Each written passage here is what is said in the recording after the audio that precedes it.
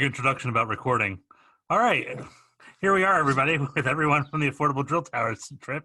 This is why I keep Rob around. Thanks, Rob. It's certainly not for your looks, I can assure you. I'd have a bridge to sell you. So here we are, a little intro. We just started recording. We got some. Talking about Rob. Wow. So we got some all-stars here, and I'm flattered and honored to be on here with a lot of you and call you all friends. A lot of us have known each other in the past, but also because of Steve and Affordable Drill Towers, we all came together in Texas a few months back and really hit it off just as a group. And that's why a lot of us are here tonight, is because that group has continued to communicate and so on. And so for National Fire Radio, what I wanted to do tonight was throw up a couple topics and just have kind of a roundtable discussion.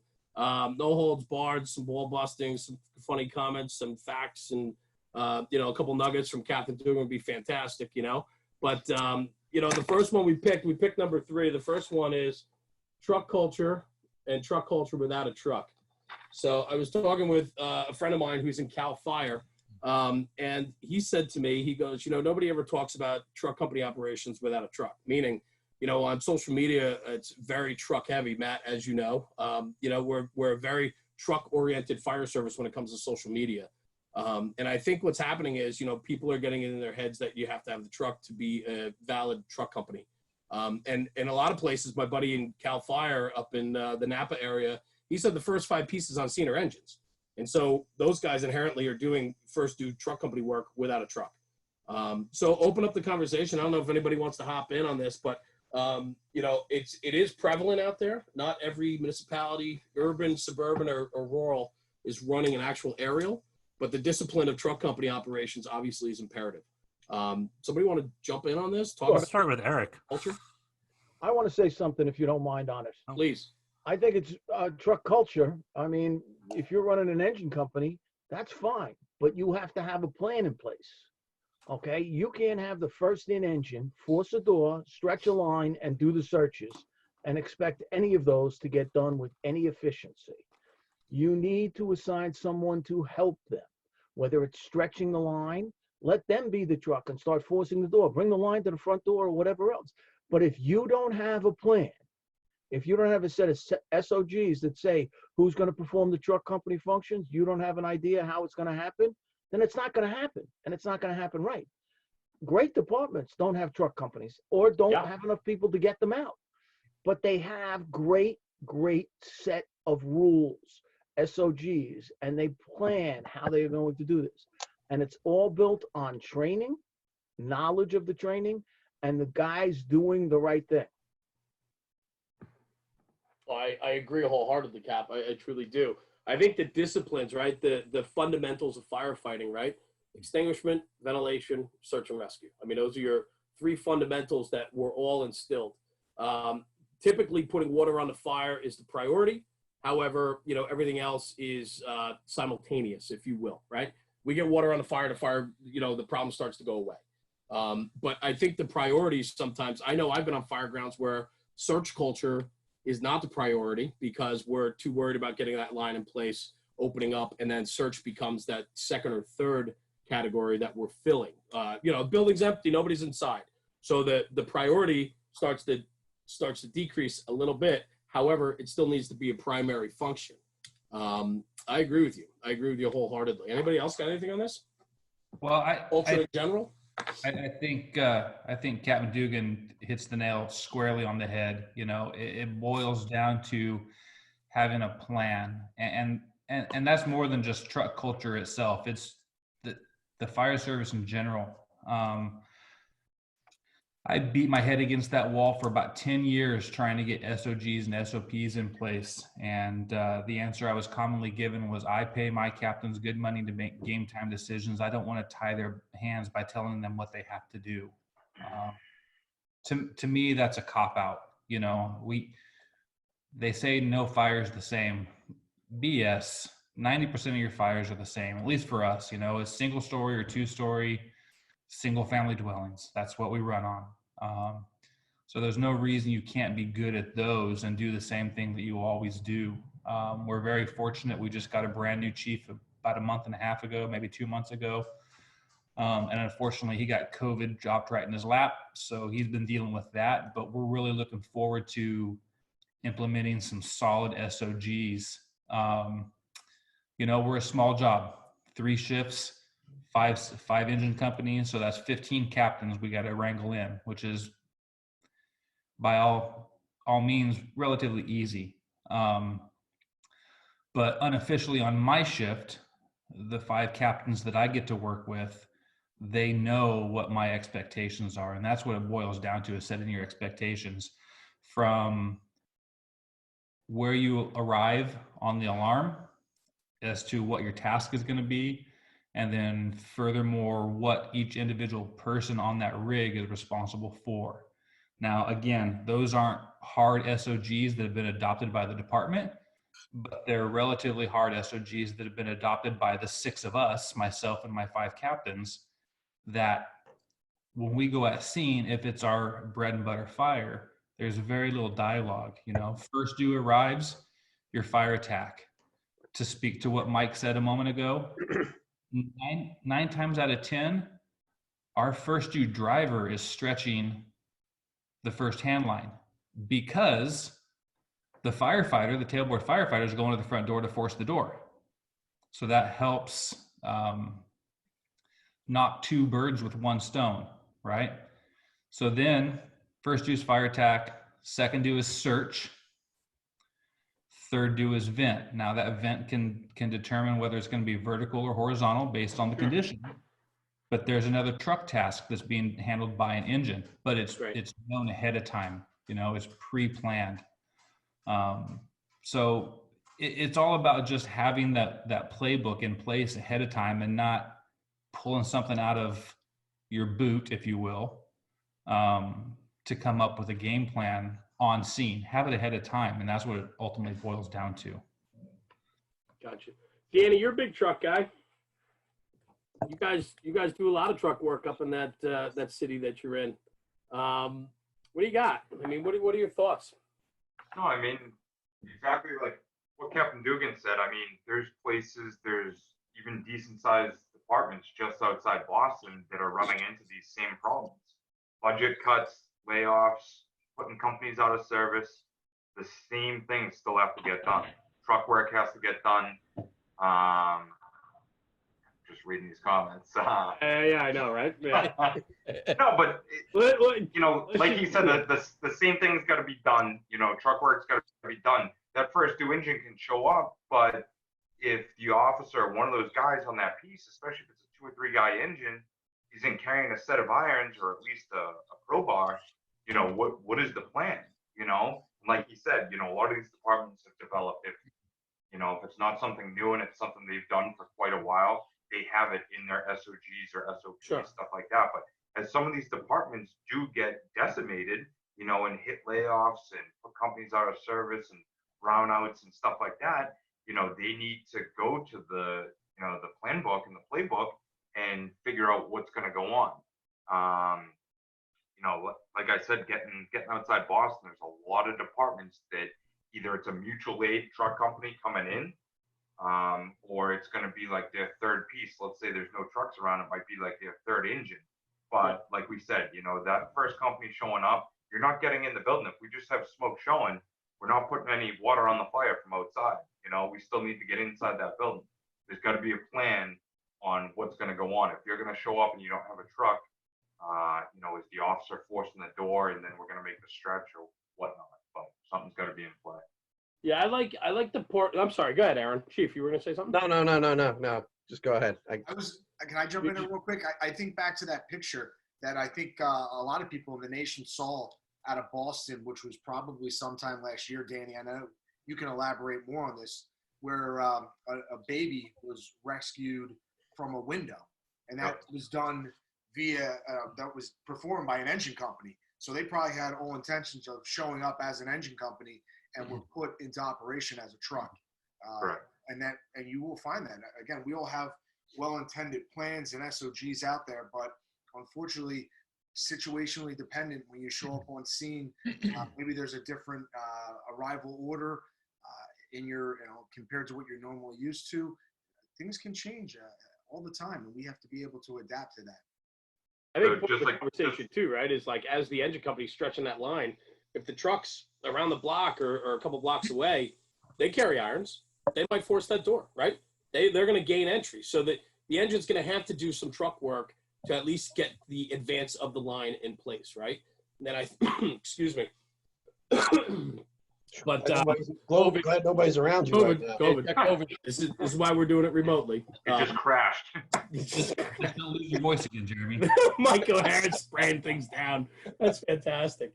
I think part of the conversation too is too often, I think, when it comes to training is there's a lot of people, I think the majority is not Boston and FDNY and big cities that have dedicated guys to dedicated positions.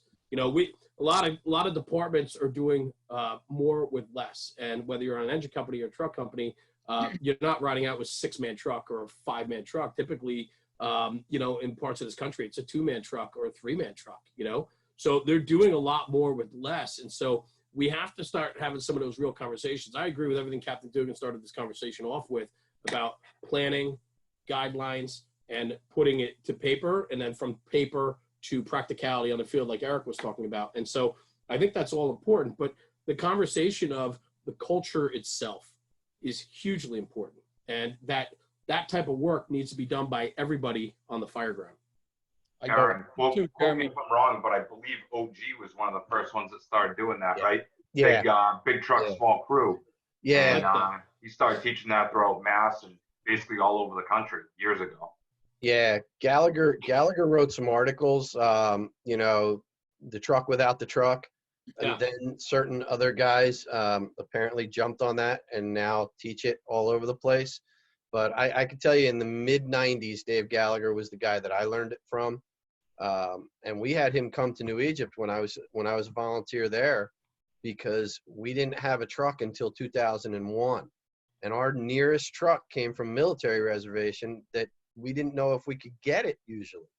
So that was a problem. So when I joined in the volunteers back then in the 80s, our deal was that the crew of the second due engine served as the truck work. The second due engine carried a 35 and a 14 straight ladder. The first due engine had a 24 and a 14. So the second due engine, when they pulled up, it was their call where they were stripping ladders from, either the first due piece or the second due, depending on the building they were going to. So there was really a truck culture bred into us in the mid 80s in New Egypt when I started volleying there, because again, we didn't know when a truck was coming. So both engines had saws, all the tools had rope bags, and that was just how I learned it. And then in 01, they got a quint because it was really all they could. It was a money issue, honestly. And they did, but I wasn't the chief at the time. I was a commissioner, and the chief at the time said, listen, the first due crew is still going to be an engine company primarily, unless they got victims showing something else. They're going to be stretching. The second due crew is going to man the rest of the aerial and do the truck ops. And it works for them. That to this day, I think it probably hasn't changed a hell of a lot.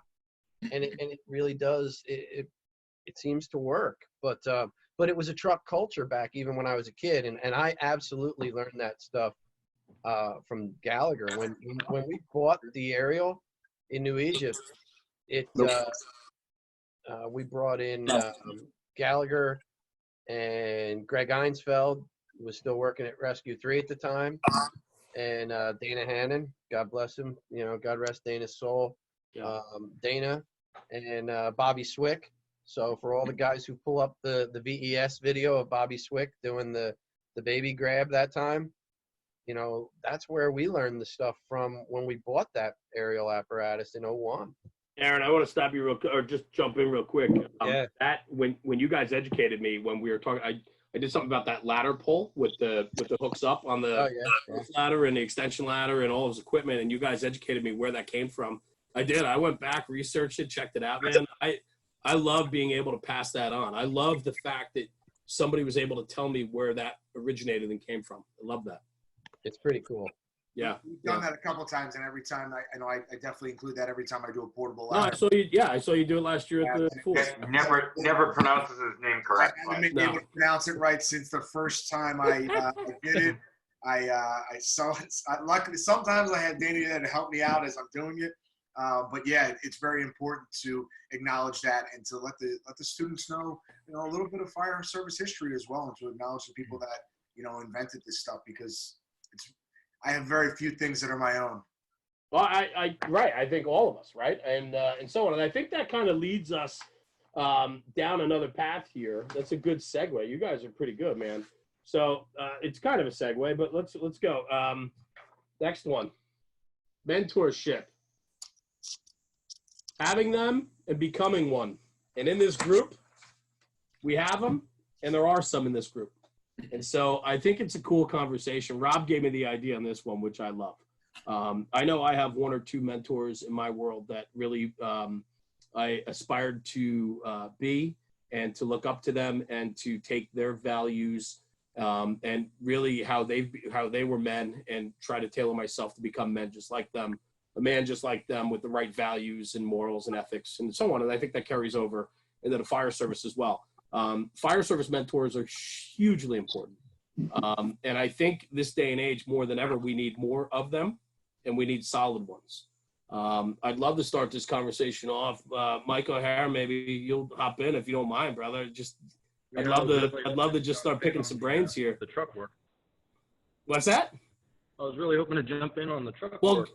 shit. Well, let's go back to that then. I mean, you can hop right in, brother. Don't be shy.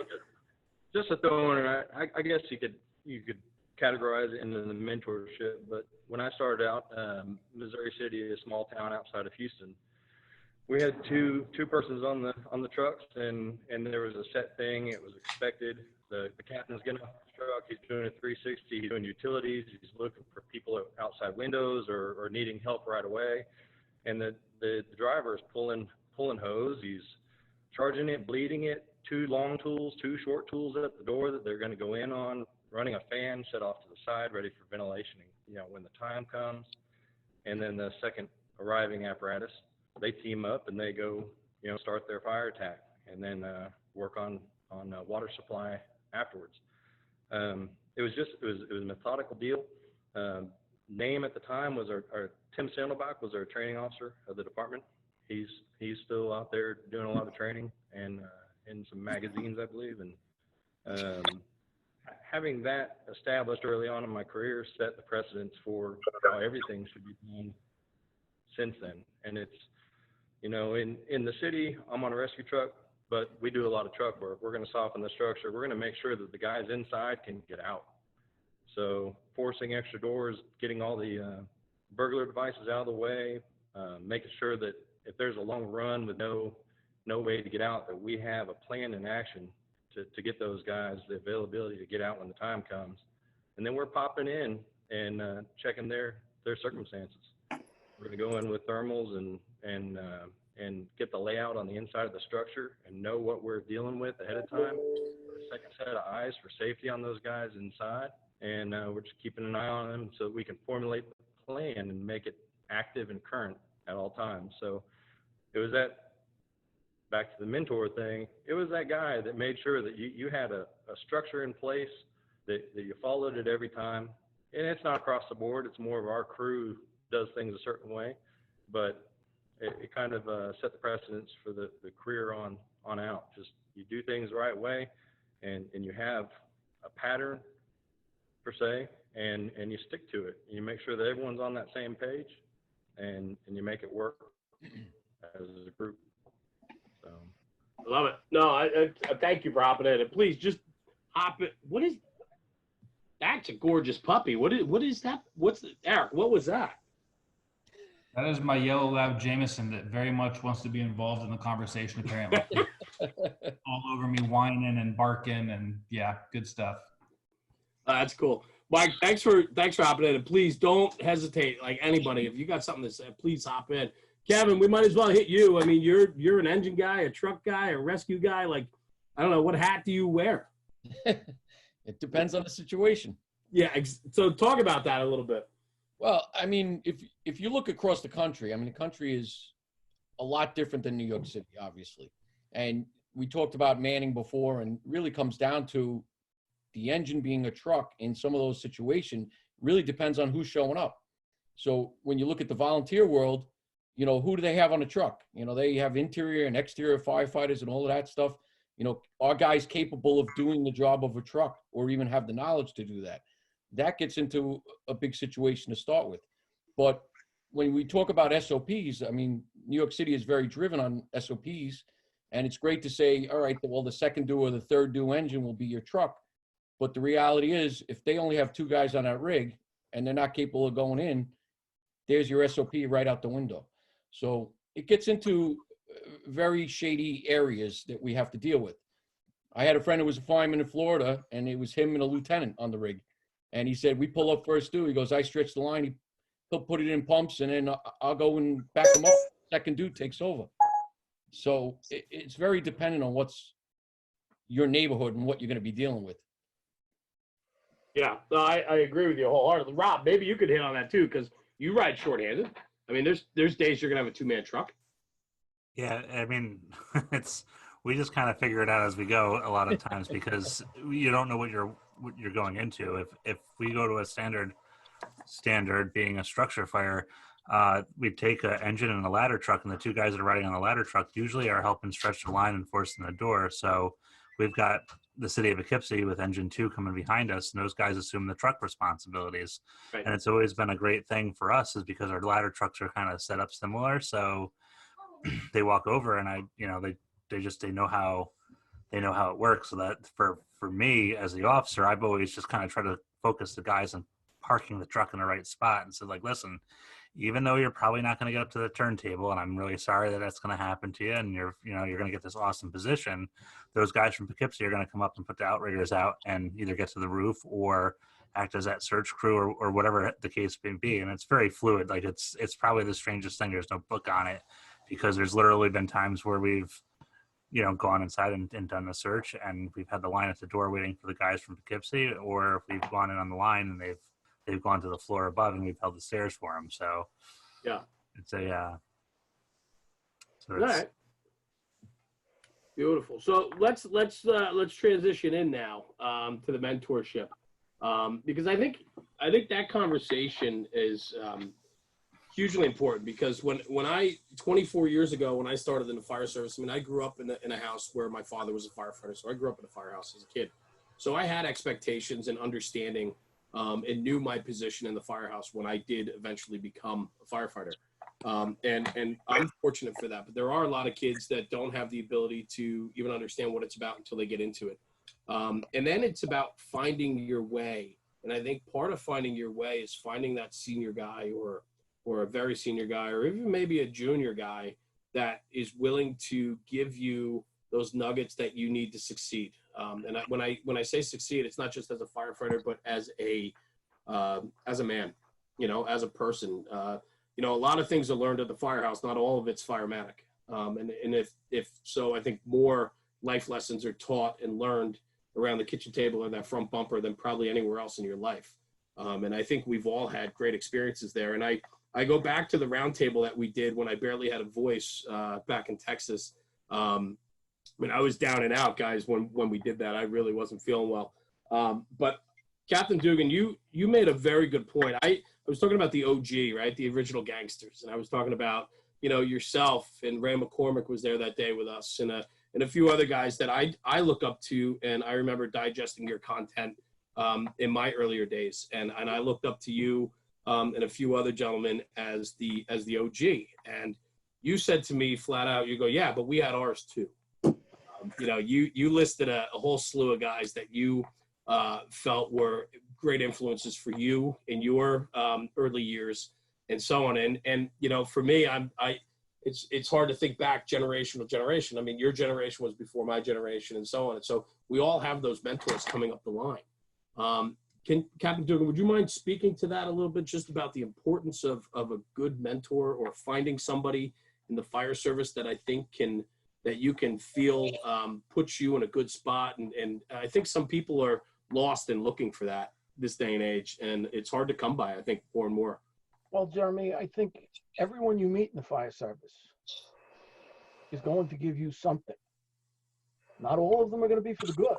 I've got a lot of people giving me bad shit right across the board. I never want to be like that guy or that guy. And then there are other guys like, I want to be like him. He walks in the door, people listen to what he says. There were guys throughout the job. I mean, Vinny Dunn is one of my mentors. Vinny Dunn helped me get my first article published. He was a great guy. There are so many people, I can't list them all, but here's the thing.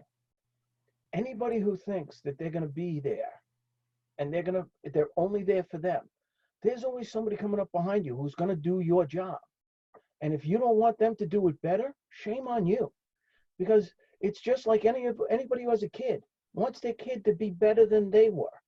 Okay? In the fire service, I want to leave it better, but I want to make sure that it's in better hands than I was.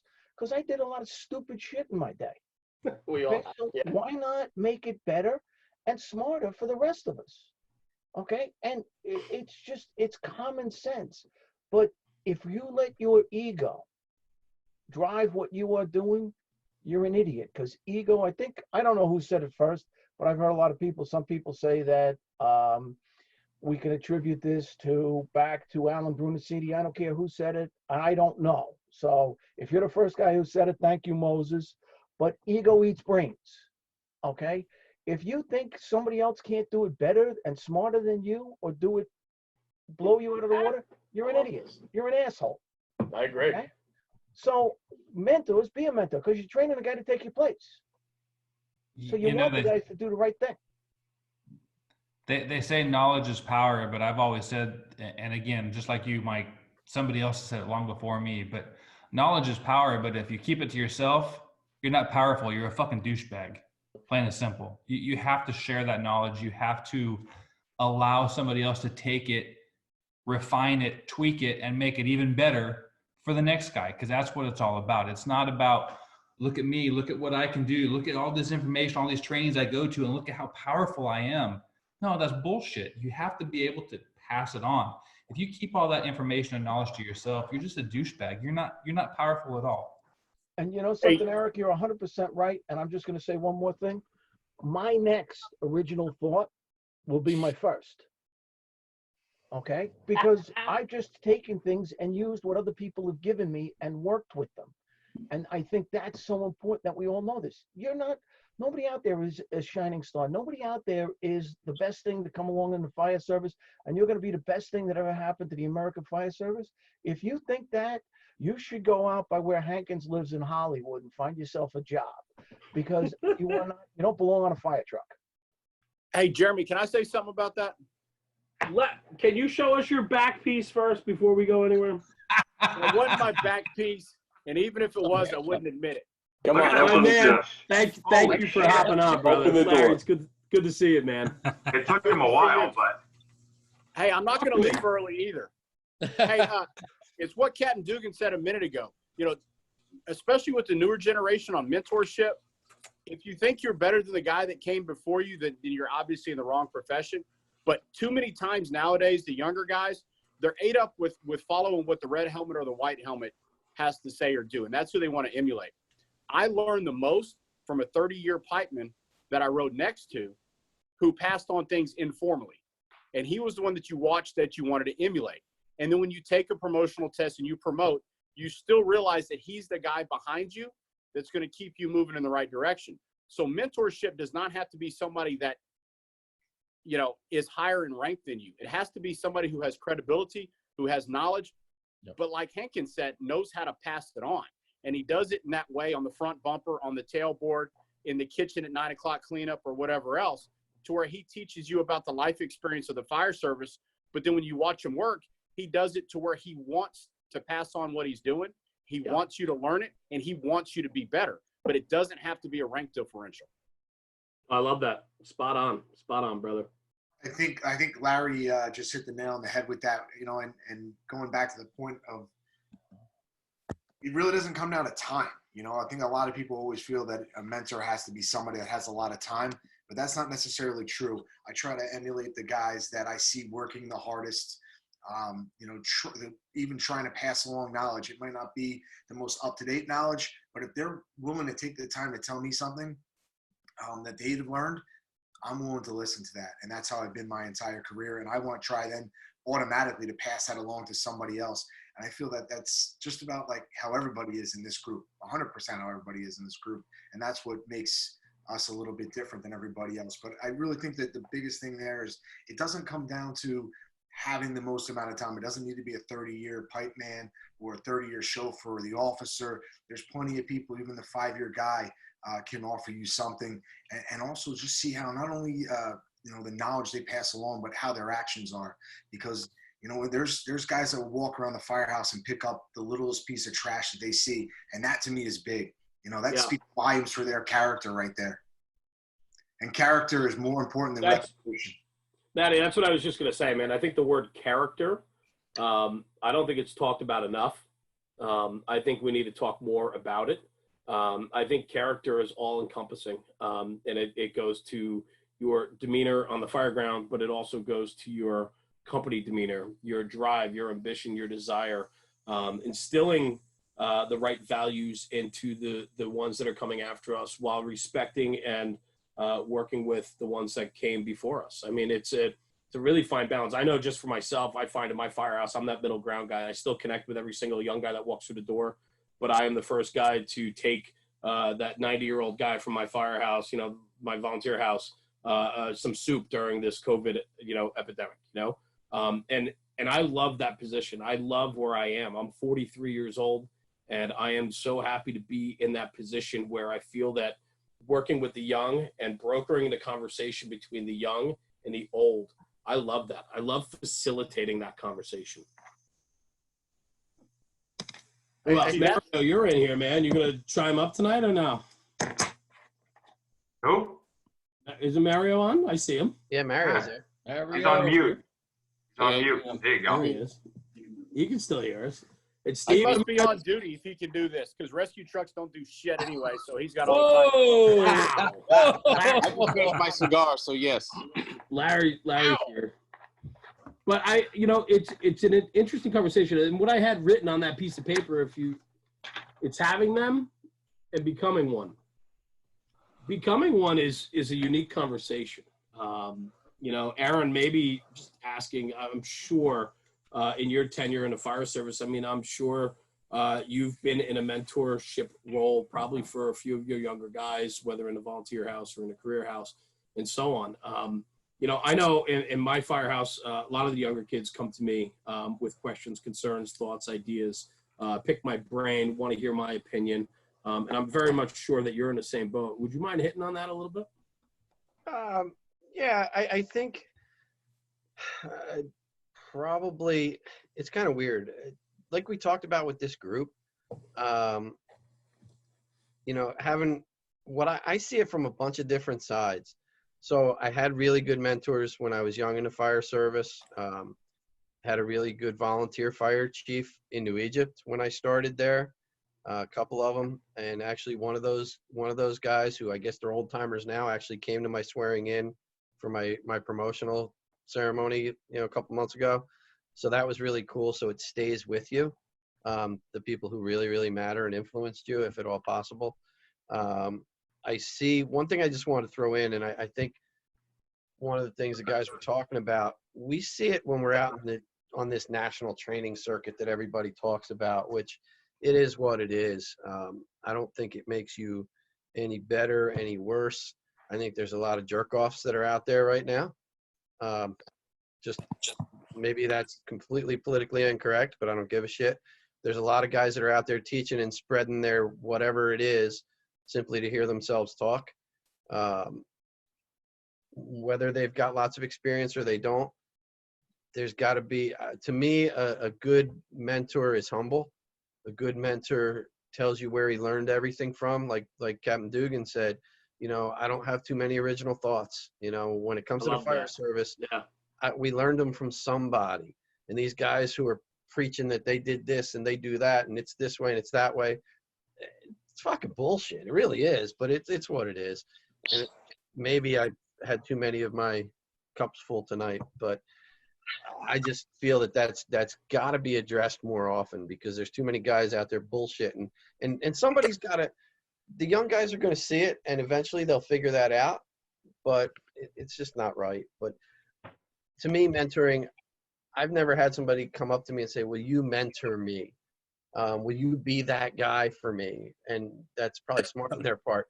But I've had the great, I don't know, I guess it's the honor or the whatever you want to call it, that I've had the chance to work with some really great young firemen who probably took some of the things that I've said and done and said, oh God, that's really bad. No, I wouldn't do that. Or, hey, this dude's got a pretty good idea of how to handle himself, and there's a reason he's where he's at. Yeah. I'm sure that I have provided both good and bad, you know, as a mentor. But I look at some of the guys just on this panel. I look at Danny. I knew Danny when he was a kid coming up in the fire service. And, you know, I knew Matt. God, Matty, how many years ago did we meet, right? And Many. a lot. But I look at where these I ever went to. yeah, I look at where these guys are today and what they do, and they're not old guys like me or Captain Dugan, but you know, or Larry, because you know, I know Larry, Whoa! you just look better than us. But seriously, these guys are already people's mentors, and they're young. So for me, to me, it's a real honor that I got to be a part of their careers and maybe help them without us ever talking about that. And look what they're doing in the field. When I go to stuff, like we said earlier, Steve Sanguedolce puts us all together in Texas, Yep. and none of us know each other, right? Together as a group. We all know each other through different individual pockets. And yet, I got the chance that first day I got there to just sit back and watch these other guys work. And man, just, it doesn't get better than that, because every class they teach, they're mentoring somebody. Every time they put a video up on YouTube, they're mentoring somebody. And whether we realize it or we don't, you know. And I think that's what Eric was saying. I mean, if you keep it to yourself, we all lose. Yeah, you suck. If you keep it to yourself, you suck. Absolutely. Eric, you had something you wanted to jump in there with? Yeah, you know, just a real quick mentorship story. When I got hired at Yuba City, I was working as a company officer in a small county department. And one of the guys that I started the fire service with, Billy Lewis, we knew him as Two Dogs. He had gotten hired with Yuba City Fire about probably 4 or 5 years before I did. And when he got hired, he came to the department with some experience, and he struggled. He had some serious issues with being accepted and guys feeling like, hey, we don't care where you came from. We don't care how the county did this. You're in the city now and you're going to do that. Yeah, I got you, boss. So he came down. I was on duty down in the county house one day, and he came down and goes, hey, congratulations. I love you. Here's the mistakes I made. And we probably had a 2 or 3 hour talk about the things he did trying to be a good fireman that weren't really received very well, and how to avoid that slippery slope. So fast forward about 18 months later, I'm coming up on the end of my probation, and my captain at the time, who later became my battalion chief, my captain at the time came up to me and pulled me into his office and goes, hey, let's go chat. I'm like, oh, hell, wonderful. Okay, what's going on? So he goes, you know, when you got hired, you came from the county, and we all had some reservations about how you would act and what type of attitude you would have. And he goes, you didn't do any of those things. That's impressive. And why was that? And I told him, I said, look, plain and simple, Two Dogs came down to me and sat me down and said, these are the mistakes I made. Don't make these mistakes. And the captain goes, dude, that's awesome. Well, we appreciate that, and we're going to tell Billy thank you so much. But here's the deal.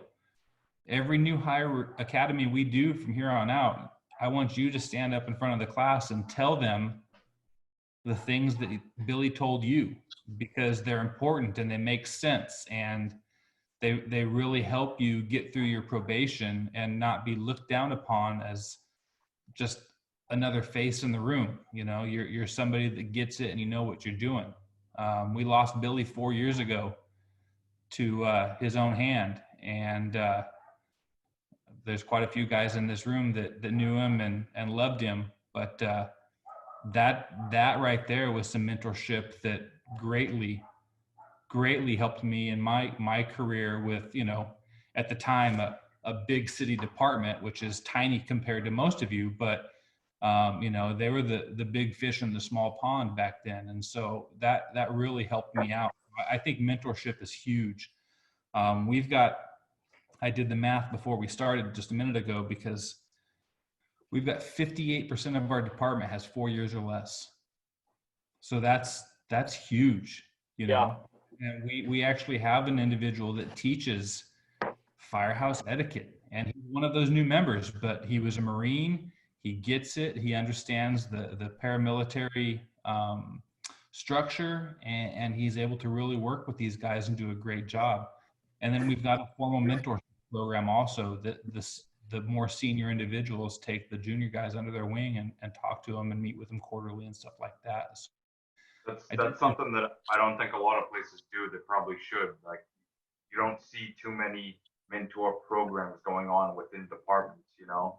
Obviously, FDNY, you guys have started the leadership stuff, and that seems like it's really taken off and getting more guys involved. But as far as other departments, you know, it's just, I think we're stuck in old ways. I hate to say that, but you know, anything formal just doesn't really exist yet. And there's still, I hate to say it, but there's that like stigma. And God rest his soul, TK said, you know, don't be afraid to love the job. You know, and that's one of the big problems.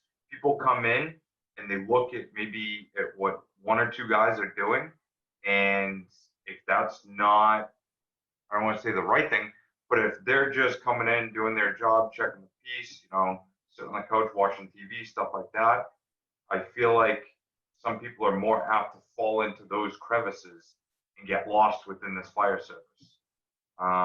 You know, when someone does offer like, hey, I'm going to this conference, I'm going to this, you want to come to that, this is a great opportunity, you want to meet so-and-so, a lot of those people are afraid to get involved.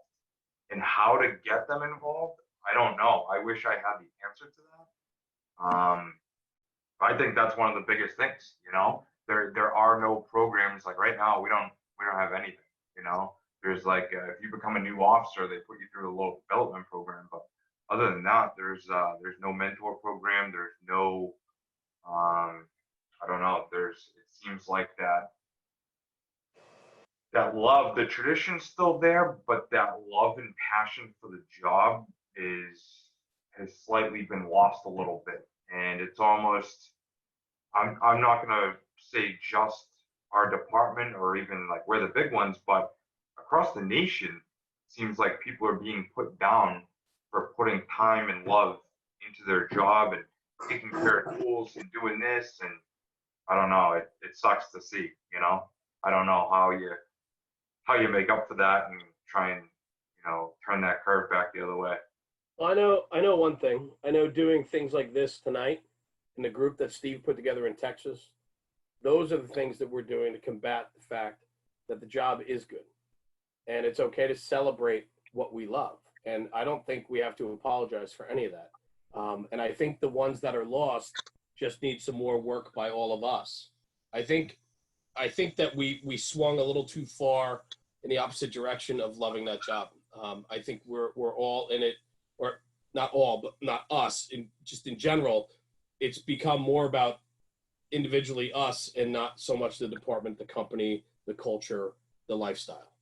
And when we start to put ourselves first, I mean, Rob and I talked to Mo the other night, and I wish he was on tonight. I mean, God, that guy is just like, I just want to hug him. You know what I mean? Like, he's just incredible. And having him on, though, the bombs he was dropping parallel everything that we all fell in love with him when we were in Texas, was how infectious he is about how great the job is and the brotherhood and the people are first. And we don't even have to have the conversation of why we're here, because we should know why we're here. It's all of that, Dan. And I think all of us sitting here tonight and talking about things like this is a real example of why the job is good and how it can be contagious. We can take what we're doing here tonight, all of us individually, and take this back to where we are. And if we can influence one or two more people to understand that things like this exist and that people do have a passion and love for this, and it's okay to show it and scream it from the mountaintops, we're going to win. We are going to win. The job is still good. And I don't think none of us, we shouldn't have to apologize for being into it and loving it. No, not at all. And Right. getting back to kind of what like Aaron said earlier, and I appreciate it. But I started off just going to shit. Like, did I really know half the time like what I was going through, like what was gonna go on? And no, but you go, you meet people, you start taking classes, you see what's out there. Like, you don't have that tunnel vision. You focus. Some guys just go to work, they know their job and stuff like that. But other than that, they don't know what goes on outside of that. They don't know the entire world of this fire service. And, I think if they had any of that opportunity to meet some of these people, I mean, I can't believe some of the people that right here on the screen that I've, Yeah, right. It's unbelievable. that I've been able to meet, teach with, work with, share a drink with, share stories with, the things that I've learned from the people on this screen. Never mind, the hundreds, if not thousands of people that you meet at conferences and stuff like that. Just hearing like one story, you're like, holy shit, that's going on over here in this department, or this is how they run, or, this is what goes on down in Louisiana. When we were down there, they had a little fire, and some of their tactics, it was unbelievable. I'm like, holy shit, I've never seen this before. You take that back, you talk about it, and it's unbelievable. But I love it. I'm blessed to know all of you and take these little tidbits. So I appreciate it. Like I said, I mean, I want Larry to hop in, but like I said to Steve when he did that weekend in Texas and we came back, I said, Steve, next time you do this, man, if you just need somebody to carry luggage, I'm your guy. You know what I mean? Like, this is. You might have to drive a van. We'll put you to work, buddy. Don't worry. Hey, if I drove the van, I'd be on time, Steve. Yeah. Yeah. I just have one thing to say before you hop to Larry. Yeah. When I was captain of 123, the captain before me did something that I thought was amazing. He put together, Phil Gaetani put together a list for the Probies of what they had to do at every tour, because every firehouse has unwritten rules.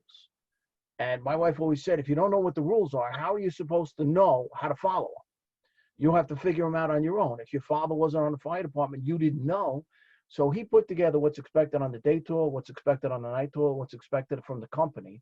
And he also had the Probie's Bill of Rights, and he had each one of them sign it when they came into the firehouse. And to me, it was the neatest tradition we had in the world, because each kid came in there and they were given this, and they were given 4 pages of material. This is what we expect you to do. This is what we expect you to do on the day tour, on the night tour. This is what your rules are. This is how the company pride works.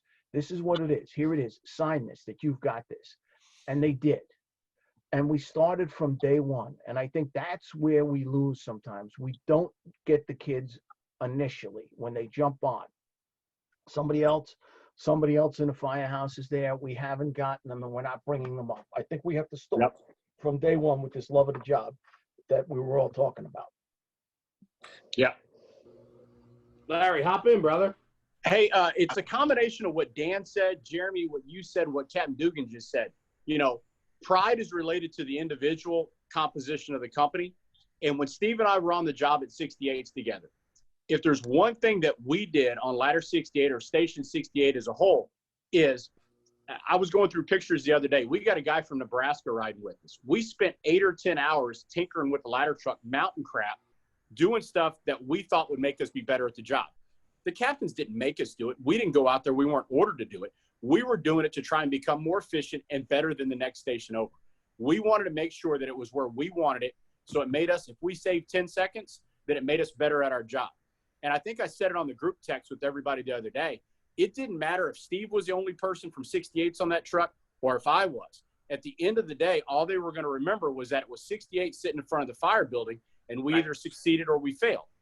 And they would know it was the A shift. You could be on vacation in Aruba. When you came back, though, you were going to wear it as to how that company operated. And when it comes down to it, it's like Captain Dugan said, you can't expect a new guy to walk in the door and fit right in and know what the expectations are and operate at the same tempo. He's got to know what's expected. He's got to know the ground rules. But at the same time, too, he's got to be welcomed into a certain degree to become part of that, to know that he's not the outcast. He's not just there to clean the pots. And I had to learn that. We talked earlier, or somebody was texting saying, how is your mentorship style, changed?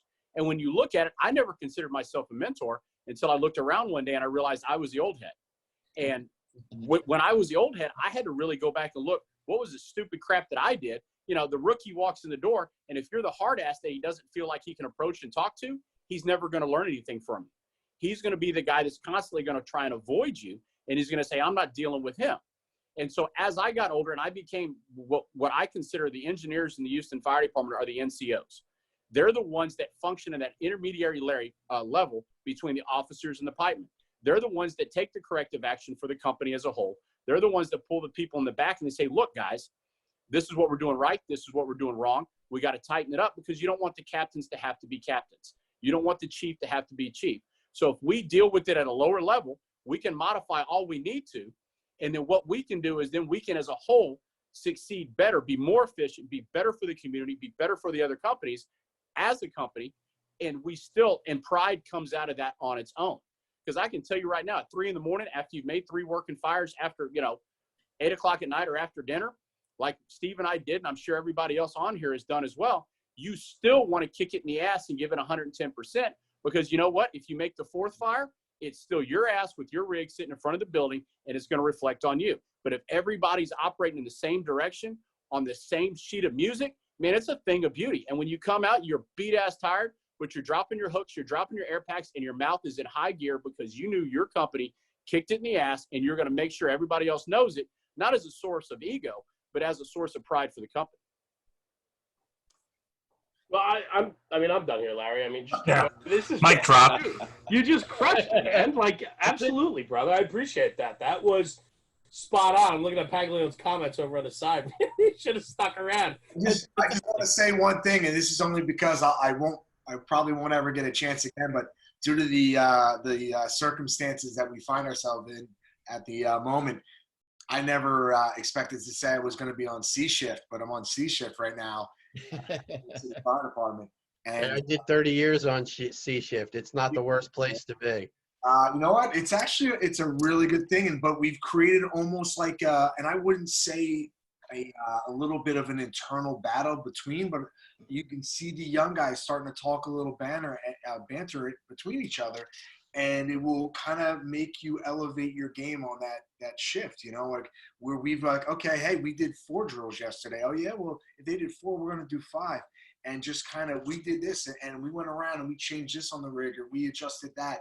And it's not trying to outdo each other. It's just trying to be, like Larry was referring to, the best crew that you can be, the best fireman that you could be for what is in reality, your company at the end of the day. Listen, competition's good.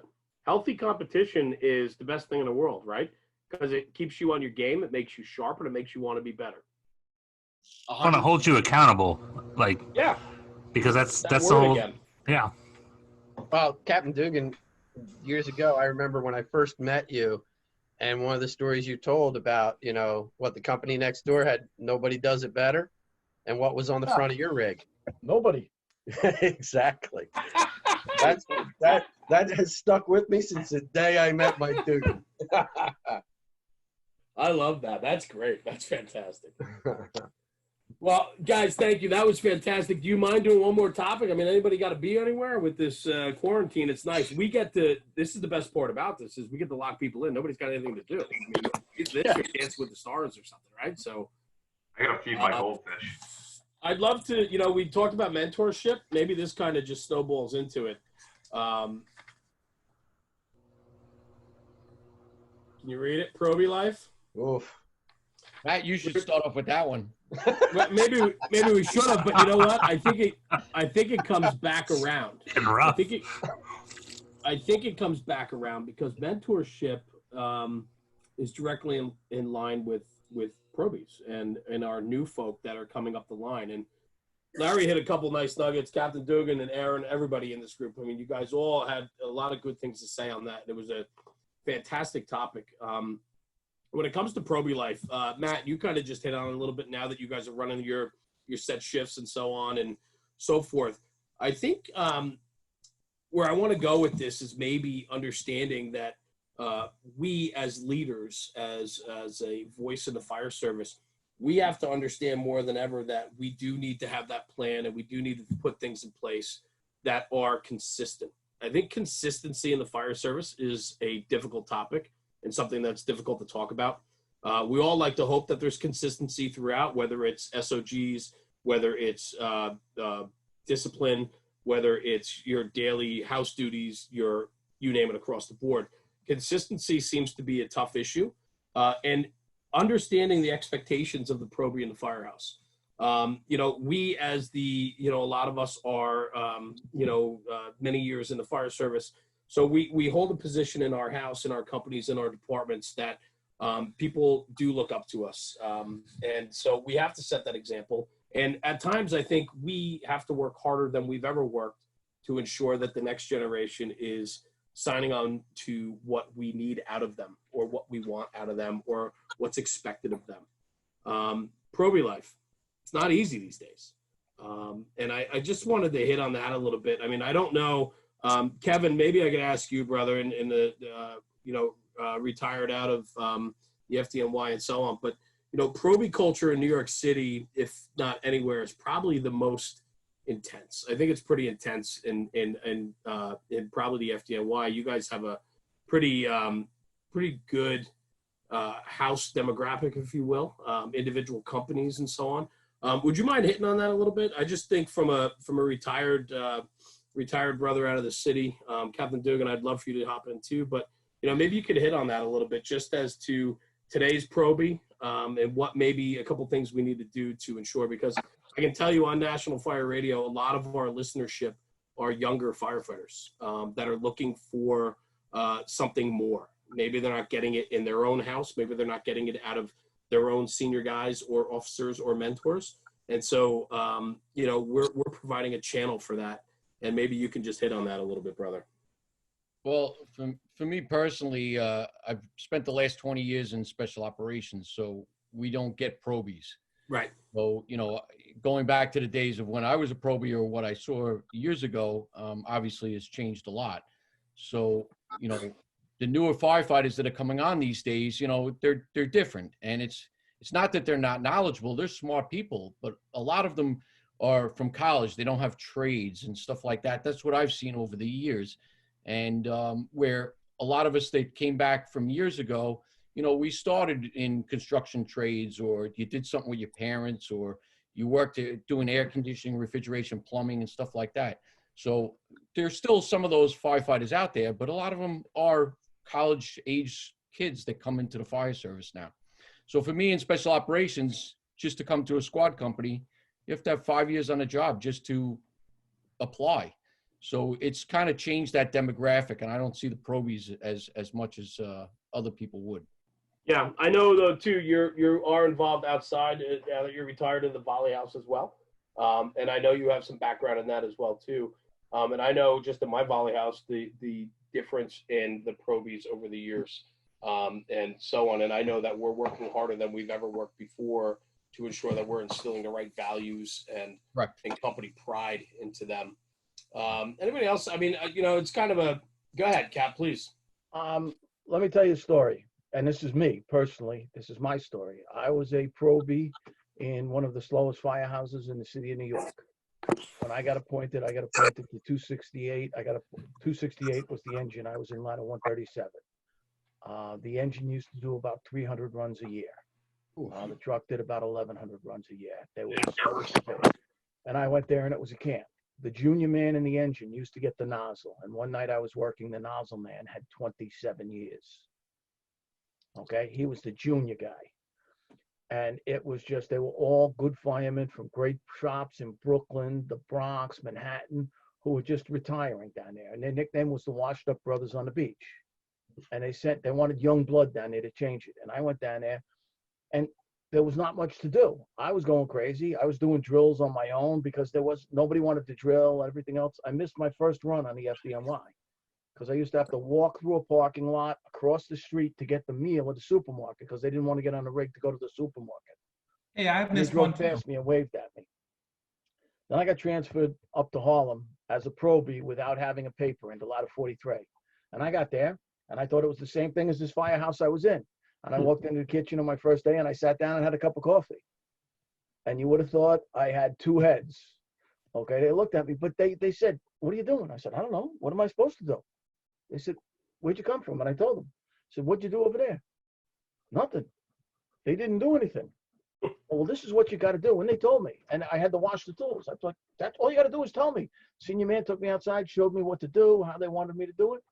Well, the day I got off probation, I was out there doing what I was supposed to do. And they said, no. You don't have to do this anymore. We'll help you. I said, no, you don't have to help me. I got this down to a science. I can get this done in a couple of minutes. It's not a big deal. You're going to get my way. Let me do this. I got it. No, we'll help you. We'll help you. But you have to explain to them what you want them to do. Some of these kids have never touched a tool. You got to show them how to use it. You got to, if you don't give them expectations, it's like having a dog. If you ever had a friend who had a dog who never gave the dog any expectation, the dog's going to be jumping on your head when you're sitting on the couch and licking your ears or something else. Okay? If you don't train them, you can't say, oh, they're a bad dog. Okay? You have to train them. Tell them what you want them to do. I don't care. Listen, they said it about me back in the day. They probably said it about the kids who came after me. Okay? Right. That's why you have to train them. You have to set expectations of what you want. You are a member of this great firehouse. This is what we expect from you. This is what we want you to do. Okay? And then once they're off probation, then everybody else jumps in to help them, and we get it all done together. Then we're a family. But they're teaching you your job. I love it. I agree with you wholeheartedly, 100%. I think now more than ever, we have to educate and instill the right values through answering more questions. They want to know why? Let's tell them why. Tell them why. If you don't know why, then it's on you. If That's you right. don't know the reason, it's on you. And the That's other right. thing I tell all the kids now is, listen, you can't Google how to do a job at a fire. You have to learn it, because they're not going to say, well, now the OV goes here at this fire, or the nozzle man has to go here. You can Google fire and see great pictures, but you're not going to learn how to do your job on the internet. You have to learn it doing it. Good. All right, let's move on. I'm not crazy about that one. Thank you, though, for hopping in. Should we get controversial a little bit or no? Why wouldn't we? Oh, Jesus. Perfect. Perfect? Who said perfect? Who's that, Eric? No, it was me. Pags? Roof. I don't even know what that means. Yeah. Maybe I should put it this way. It's flat now. Whoa, we want to talk about flat roof innovation? Flat, yeah. Listen, I'm in. Hey, Maddie, how does Trenton vent roofs? Wow. It's fun, everybody. I'm out. Wow. Whoa. And you're the administrator? Dan, he doesn't know. He didn't make it that far. Oh, my goodness. Responsible buffing, okay, boys? That was a grenade.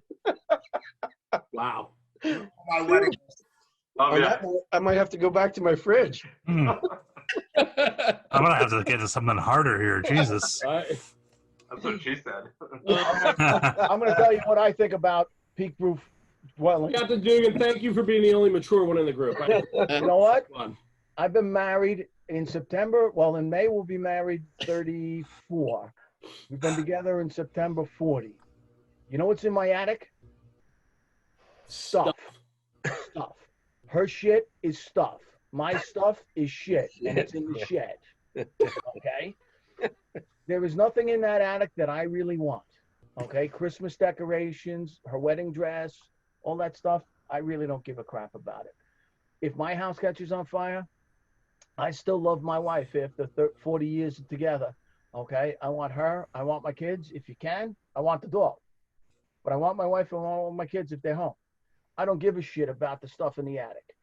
Get your people. If you're putting people on the roof, in the initial attack of a peak roof private dwelling, shame on you, because you're not getting people inside to rescue the men and women who are inside that house.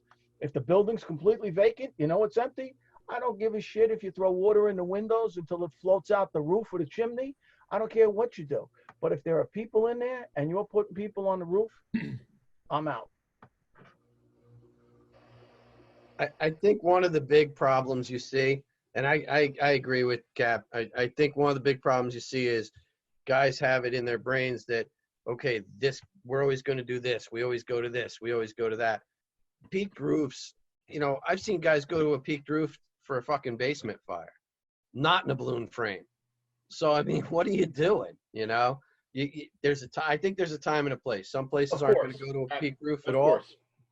But we got to get out of that mindset of always send a truck to the roof, always send the guys to do this. So it doesn't work that way. And I agree. There is a time and a place, but you got to know the building construction. You got to know where the fire is going and where it's at. You know what the old line that Ray Hoff taught years ago, you can bag a fire if you know where it's been, if you know where it's at, and if you know where it's going, you should be able to put your people in the right places. I really believe that. As an officer, I've always subscribed to that since I learned it from, again, Ray Hoff 25 years ago or whenever I met him.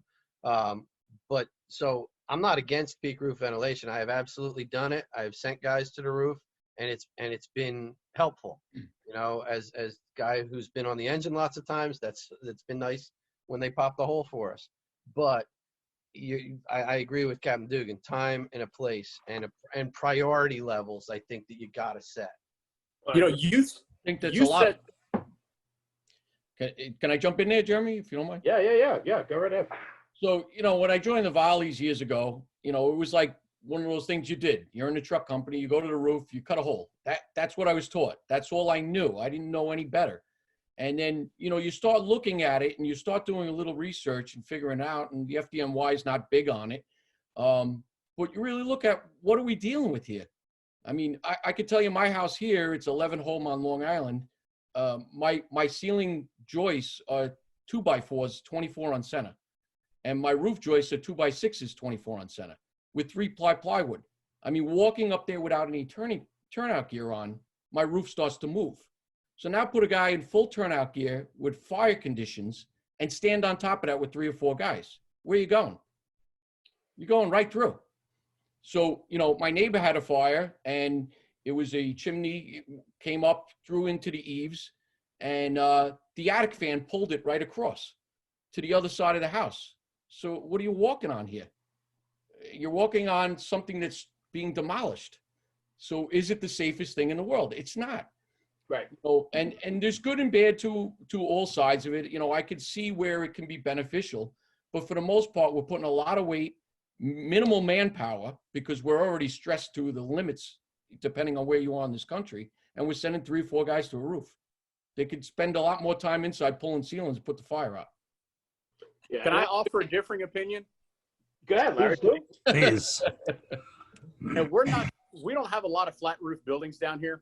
Right. And almost all of our residential, even the commercial, everything's got a pitch on it. And just for perspective, I agree with what Yus is saying, what Captain Dugan's saying. I get it. But if we look at it objectively, we remove ourselves from what you're typically used to responding to. The smoke and the products of combustion, the heat and everything else that's inside doesn't know whether it's got a flat roof or whether it's got a peak, right? Realistically, I'm not advocating that the truck goes to the roof every time. But I think if you effectively utilize your crews, you can split your crew, you can still complete your searches, you can still be setting up to pop the roof. And realistically, Captain Dugan has a valid point. We've cut more than a bunch of holes in a peaked roof, and you got nothing but crap in the attic. It's decked, and you wind up having a hard problem being able to push the ceiling. But I think that to out of hand say that it's more dangerous, Steve and I have been on roofs before that we touched the grass and the damn thing fell in, but that could happen on a flat roof.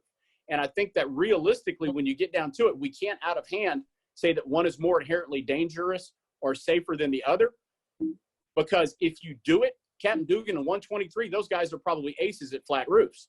Sure. Back in my day, you'd have put us on a flat roof, we'd have been a cow staring at a new gate, but you put us on a pitched roof, and we're a bunch of and we're off to the races. It comes down to what we're used to. It's being able to read it. Building construction's huge. And I think a lot of times that is, regardless of the type of construction, if you're benefiting the engine, then you're benefiting any citizens that are inside. And we're all naive to think, and you just said it, we don't have the resources we need anywhere in this country. The engine's not going to go over a body just because they're the engine. But if you make the conditions inside more tenable for the engine, you're making them more tenable for the occupants. And even if you're on a pitched roof, if you get the job done and you relieve that, you reduce the risk of flashover, you reduce the risk of fire extension. And I think that pitched roof ventilation, especially on an attic fire or even an occupied floor fire, it's still going to bring you relief to that engine and by extension, the citizen. I wanted to just like tag in there. I know in Hyattsville, every fire that they talk about in Hyattsville, that all the old timers, if you will, it always goes back to a fire that happened in some kind of a second story or attic that was converted into some kind of living space, and there was like knee walls, and the first and second new trunk companies didn't get up to that roof and ventilate, and that fire ended up biting them guys in the ass. And then like everybody else that was outside in the fire ground was like, hey, it looks like the fire's up there, let's all clog the stairwell and go up, while these guys were getting their asses kicked and trying to get, retreat back down. And I just like, that. So for me, like I always look at these houses, especially my own first due, like we want somebody up on that roof, and we want somebody cutting the hole, because it's probably an occupied space, and it's going to benefit that engine company making that push up into that living space.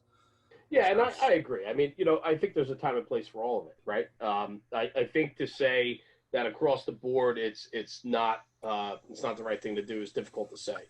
There is a time and place. Conditions dictate, conditions warrant. The construction warrants, the pitch of the roof warrants, right? Construction of the roof, the elements, the environment. I mean, I've been on many of pitched roofs and cutting many of holes, whether via ground ladder or a tower ladder or a straight stick, and it is pressurized. And when we open that pitch, I mean, that thing is pumping out of there, but I know that we just gave relief, or we let it light off through the vent hole and not out the gable and down the hatch to the second floor, right? So, I've put myself in that position many of times, so I've seen it on pitch roofs. I know it works, but yes, it is a time and a place, and it is manpower intensive, especially if it's going via ground ladder, right? And so on. But, it's an interesting conversation, because I know there's a lot of difference of opinion on this topic. But I think, like everything in the fire service, Aaron, you just put it in the chat too, is, there's a time and a place, and it's understanding the conditions and what warrants and what doesn't warrant. Jeremy, I think the other thing is, the big thing is knowing your areas. In Hamilton, it's such a big area, being 40 square miles and being so diverse as it is, where you've got 200-year-old buildings and 2-day-old buildings. So I know there's areas that I'm not sending the guys to the roof. Tell me about it. I know it. I'm going through it right now. Right. I'm just not going to take that chance with them if I don't have to. But there's other places that I'll send them to the roof, and those guys could be up there for days. You know what I mean? Right. So it's you really got to know where you're going and what you've got. And I think the way Larry put it, the way he and Steve were doing it at 68 when they were together, they knew their district, they knew their building construction, they knew what happened to those fires. It's a lot different when you go to that type of fire a lot. So it's again, there goes that whole thing where I've seen a couple guys on this national stage lately telling you how you should fight your fire. Yep. But he's gone to like 12 trailer park fires, but never been to, something that had, I don't know, multiple dwelling, that was a walk up or something like that, right? Or a row house, because they don't have that. But you're going to fight a trailer fire way better than some of the other people who don't go to that. You just bring a can opener. You don't need a saw on that. Lombardo told me it's a flashover can with curtains. That's what Mike said. I think he's right. But my point being, who am I to say, yeah, you should always go, or no, you should never go? But you got to know your shit. And if you're sending, as a company officer or a chief, if you're going to send the guys up there, you damn well better have a good idea of who you're sending, what they're supposed to do. Absolutely. And they have to know what's going on under them, or none of this is going to work out well. But you know what, Aaron? I think one of the things too is, and I say this all the time, I don't care if you have a year or 40 years in the fire service, the biggest thing you can do, and you can always get better at, is size up. And if you size up the building properly, you know what the conditions are, you see what's really going on, you can make some good determinations of what's going on. I'm not against peak roof ventilation. I'm just saying you got to really be aware of your situation and what you're doing. Situational awareness is key. And if you make the stupid move, you put too many people in the wrong place, you're going to have a failure. People are going to get hurt. So just be careful. And I could go back to the days when I did air conditioning, refrigeration, getting onto rooftops in the middle of winter in ice conditions, even flat roofs, and sliding on my belly halfway across the roof because it was just ice. So if you could size it up right, make good determinations, you can do anything right. Hey, you know what Aaron said a minute ago? Aaron said something that's very key, and it goes back to the previous topics, Jeremy. It's about knowing when to send your guys up and who you're sending and what they're going into. But realistically, it speaks to the previous topics that Captain Dugan was talking about. Never ask your people in mentorship, never ask your people to do something you can't do, won't do, or haven't done. Absolutely. Yeah. Absolutely. I think it has a lot to do with how many you have on your crew too. You know, where FDNY, Boston, Chicago, stuff like that, there's always a dedicated roof guy. So with us, the chauffeur is always going to the roof. Whether it is a basement fire, a second floor fire, top floor fire, roof fire, whatever, that guy is setting the rig up and going to the roof. Is he immediately starting a cut? Depends on what's going on. If it's a basement fire and it sounds like it's one room and it's not, then no, he's up there. He's got all this shit up there, and he's not going to come down until he's confirmed that they've got it knocked and it's not in the walls or up a void space. He can also give a report. Hey, I got smoke coming out of this vent. I got this going on. Takes a peek over the side, pushing out the top floor a little bit. He can give a report. He doesn't necessarily have to go up there and start going to work. That goes for a 2.5, a 3-story wood frame, basically anything we got. I think that has a huge difference, with other places across the country that could be using that second or third guy differently. If it's a basement fire, is that third guy going to be going to the roof? Probably not. There's a million things that got to be done. But if you have the crew we're riding for, one guy is always going up, and you have him there if you do need it. Now, let me ask you a question.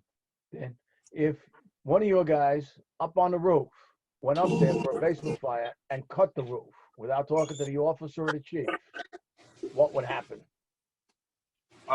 He'd probably get a stern talking to afterwards. Exactly.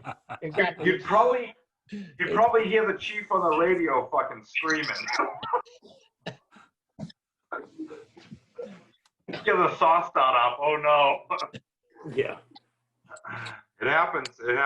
Hold up on the roof. And I mean, sometimes the chief will try and do it. I've been on peaked roofs where, we had fire either coming out the attic window or the top floor window. And the chief's like, hold up on the roof. I'm like, all right, we're already 3/4 of the way through our cut. Just keep going, but. Hey, Maddie, I'm pretty sure we were visiting an apartment that had heavy fire in the attic, and they're saying, hold up on the roof, hold up on the roof. Yeah. Were you visiting, or was it Matt visiting? We were both visiting. Is this another case? Again? Oh, I don't know. Eric was in New York, so you never know what could happen. Eric was sleeping. Never know. Never know. Eric, Actually, I meant to say Danny, not Maddie. Yeah. That makes a little more Freudian sense. slip. They're one and the same, aren't they? Married at the hip. They're good looking in these days. Twin Wasn't brothers, different mothers. Open up. I think Rush wants to say something. Jump in here, Matt. Come on. I don't know what he's saying. Oh, I'm listening. Don't worry. There he is. There he is. Hey, Matt. Look at him. He's got his glasses on and everything. Jump in, Matt. He's back on mute. No, he's back. There's too much knowledge getting dropped here, boys. I'm I listening. guess if we're going to continue on, I'll have to go for another one. One more. Listen, I don't want to keep you guys all night. I mean, we've been going for about an hour and 20 or so. Oh, to pour some for you, Aaron? I'm empty. I got to run to the fridge again. I put a cooler next to me. I was smart. That's what I did. But listen, I mean, I don't know. I mean, I guess we could start wrapping this, but I'll tell you, I'm floored. We're sitting here, I'm reading all the comments, for people that are going to listen to this because we're recording it, right, and so on. But at the end of the day, I hope they don't see the comments. No, of course not. We're going to look to make sure. We're safe, Kim. We're safe. But that is truly my favorite part of everything that's happening here tonight, right? It's like the camaraderie of this group, right? We've been able to put together cast of characters, thanks to Steve and Affordable Drill Towers. We put together, Steve put together a group that just clicks. And I think it's not just the group, it just epitomizes what we all stand for and why we're all here tonight. And I wish a few more were able to jump in tonight. I know some people had some things going on. They reached out and said they would have loved to have been on or whatever. But the best part about this is that we get to do this. And then what we need to do now is we need to take what we're doing here and we need to spread this. We need to put this out there. We need to tell people that this exists. That there are guys in this business that want to talk shop. They want to talk about how good the job is. They want to talk about the camaraderie and enjoy the ball busting. And on the right-hand side of the Zoom is the chat that I'm looking at. And that's funnier than anything that's happening or anything that we talked about tonight, you know, because it's that brotherhood. It's that ball busting. It's that fun. It's why we do this, right? I mean, we all love going to jobs. We all love being firefighters, but being a firefighter is a lot more than just going to fires. I mean, and you know, that's the 10% part. The 90% part is all of this, right? And what we get to do. And no bullshit. Like the next time Steve does one of these, you know, I would love to be the van driver and carry the luggage because the knowledge and the experiences and the people that I get to meet. I mean, Matt said he's just listening. I get it, man. Like, trust me, I get it. I just love being a fly on the wall and being able to know all of you and to hear these nuggets. I mean, what we just did in an hour and a half tonight, just bullshitting about what we know or our opinions and feelings, I think is so valuable. And I think all of us, we kind of take that for granted. You know, each and every one of you bring an incredible value to the fire service. And I think we all need to get that out there because the more of us that are willing to share these nuggets, the more of us that are willing to put that message out there, whether it's through, you know, a social media page or a blog, or Aaron, you do some of your videos every once in a while, things like that. Like, I love that. Whether it's a training group, whether you go out and teach, all of that adds to the betterment of what we're trying to do here. And the fire service is so good. And it's because of guys like all of you. And I'm just humbled to be here tonight and to facilitate this conversation. It was great, man. I had my little signs. I mean, you know, just to have some fun. I mean, it's ridiculous, right? But it's sticky and it's stupid. But you know how many people are going to get value out of this? I mean, that's what, when we started National Fire Radio 2 years ago, I would have never thought for a minute that people actually get value out of what we do. And I've come to realize very quickly that sharing the messages, sharing the stories of the people that we interview is so much bigger than just the story. You know, we're relating to a kid that's in Iowa that has a terrible department and doesn't have any leaders and is looking for more. And we're able to bring something more to them. That's what it's all about. And so I thank all of you for trusting us and being a part of this tonight, and Steve for putting together this cast of characters and the fact that this just keeps carrying on. I love it, man. And I can't thank you all for being on tonight and taking an hour and a half during the quarantine. It's a bonus for us. We locked you guys in. You got nothing else to do, so you figured you'd hop out. But I mean, thank you. You know, I mean, this is just a cool cast of characters. Thank you. Hope it continues. I think a lot of good is going to come out of it. Does anybody else have anything they want to say or do before? Cheers to Steve as well. Beautiful. Yeah. I agree, man. Cheers, guys. I agree. Steve. Thanks, Steve. Guys, Thank you. Thank you. Thank you. And, you know, if you want to do it again, we'll do it again another night. But I thank you. And, Steve, from the bottom of my heart, brother, it's because of you that this happened. So, bravo, pal. Bravo. I'm enjoying every minute, guys, just as much as you are. Good. Thanks, everybody. Appreciate All it right, very much. fellas, well, have a good night. Be safe. Stay healthy Take care. during this crazy time. And please, if you guys need anything from us at National Fire Radio or anything, man, please reach out. I'd be more than happy to do whatever we can for any of you.